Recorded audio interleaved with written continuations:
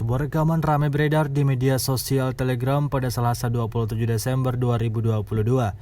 Dalam rekaman tersebut memperlihatkan detik-detik penghancuran truk angkatan bersenjata Ukraina oleh tembakan artileri pasukan Rusia. Pada awal rekaman, kendaraan militer Ukraina beroperasi dalam keadaan yang aman-aman saja. Namun selang berapa lama truk milik pasukan Ukraina tiba-tiba meledak. Ledakan dahsyat itu diduga akibat serangan presisi tinggi dari pasukan Putin. Peristiwa yang berlangsung di Svatovo, Kremenaya itu diyakini pasukan Rusia menambah catatan panjang kerugian yang didapatkan pasukan Ukraina. Hingga video ini beredar, beragam komentar dituliskan warganet. Техника 79 районов.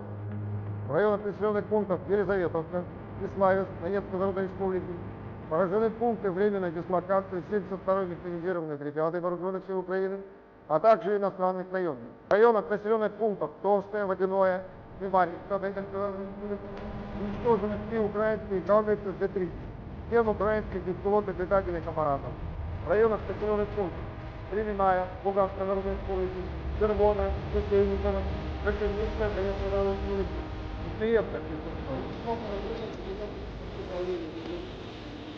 в районах населенных пунктов